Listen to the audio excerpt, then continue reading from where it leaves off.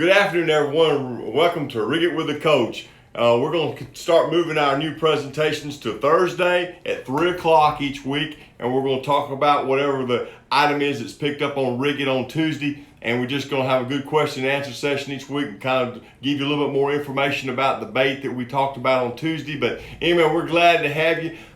Man, I was just so excited about today's episode. I got here today and I happened to walk in the office and Drew Cook was here. He's one of our elite pros and we're glad to have him, Drew. It's been a pleasure to have you, and we invite him to come on in with us today so we can ask lots of questions and have a good time here. First thing I want to do, Drew, is I want to congratulate you on winning Rookie of the Year. That was a great accomplishment. Thanks, sir. Appreciate it. And Drew's going to talk to you a little bit, just a second, about some of the key baits that he used to win Rookie of the Year on the Bass Elite Series. So, Drew, I'll let you talk to him just a second about that, and let's go ahead with it.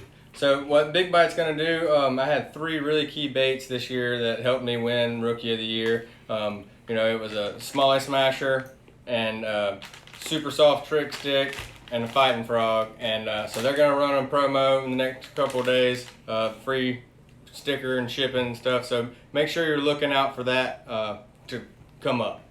Okay, good. That's good. That'll be a good idea. That way you can kind of get an idea of things that you use to catch fish on. I know that, like that Smallie Smasher, that's one of my things that's near and dear to me because I helped develop that, and it's a bait. And of course, obviously that fighting frog, your number one love. It's a killer for sure, definitely. Well, let's move on and talk about. We got a couple questions hanging over from last week. Let's go ahead and hit those. I'm gonna let you help me with those, and then we'll move into today's presentation. But so the first question I got on the board, Drew, is I want to go pro. What are some of the tips that you could give me, or what could you help an aspiring young angler to maybe want to become a professional?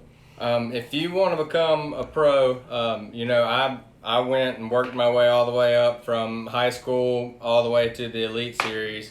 But you can't. The biggest thing is time on the water. You can't replace time on the water. It doesn't matter what you do. The more you fish, the better you are making decisions, and that's what's going to help you climb up that ladder to make it to the professional side. Question number 2 was, what is the best color trick stick for different water clarity? Well, that's simple for me. If it's clear water, I like to use a watermelon-based bait, either watermelon red or a watermelon seed. If I've got let's say middle clarity, it's not too stained, but it's not totally red, I like to use maybe a tilapia or a tilapia magic. Then when you get the stained water, no doubt hematoma or a black and blue of some type. So that's pretty easy question for me to answer, and I think anybody that talks a lot of fishing would probably answer that the same way. All right, Drew, what knots do you tie?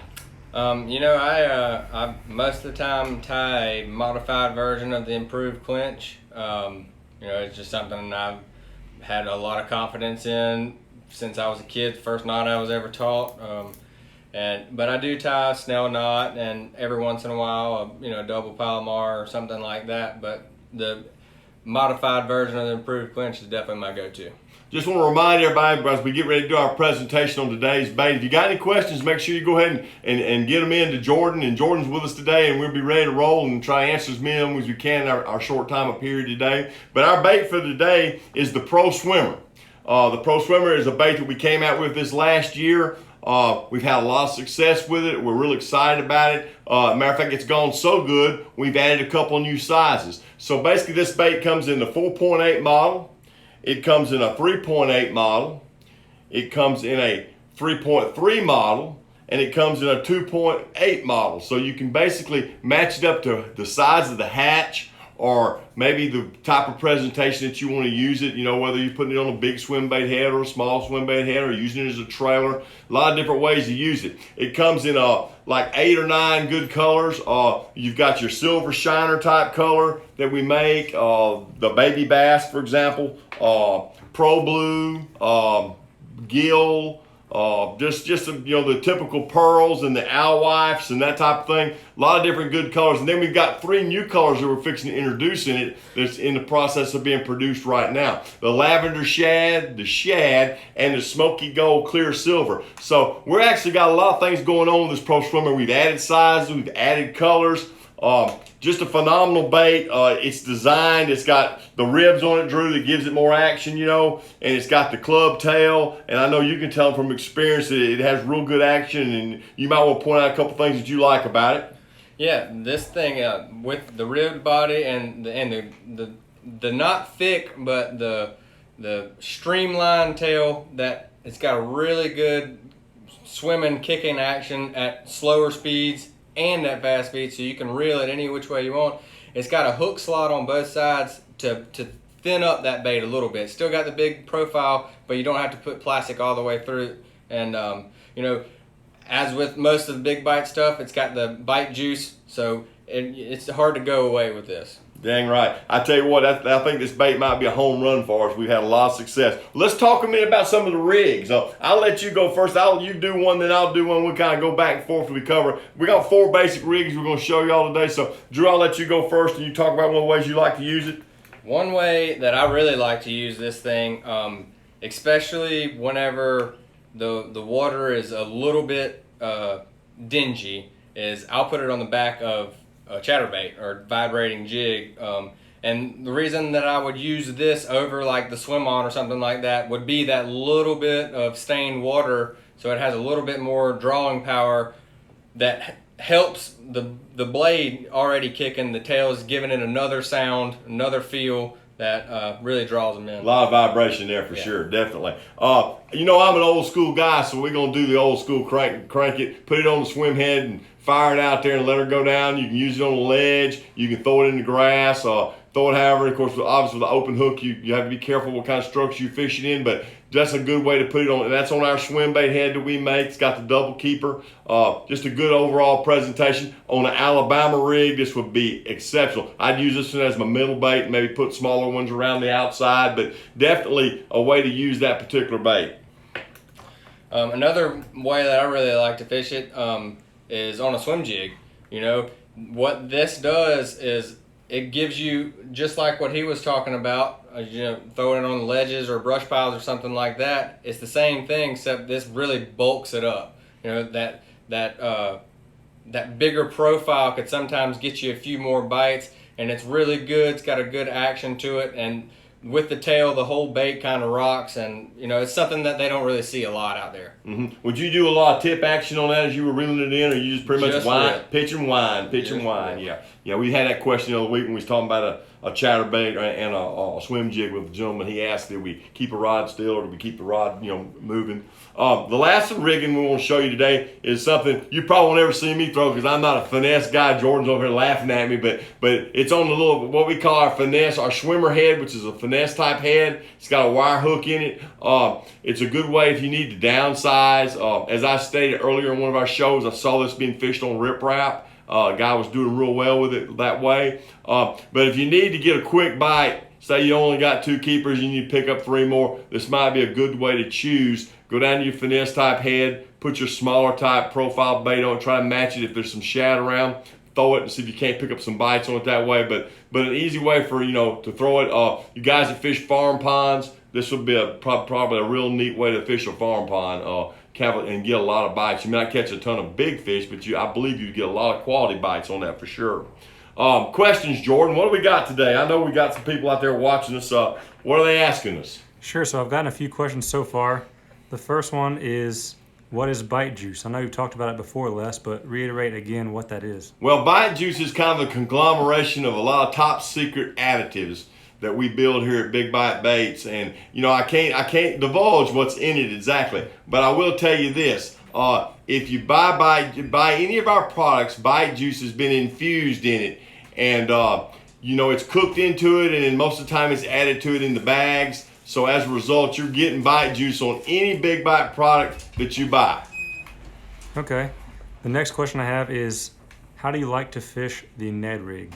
All right, Drew, we'll let you take that. You were talking about that this morning, as a matter of fact, talking about the Ned rig, Ned baits, that type of thing. Yeah, you know, the limit maker and the 3-inch trick stick really helped me out a lot this year.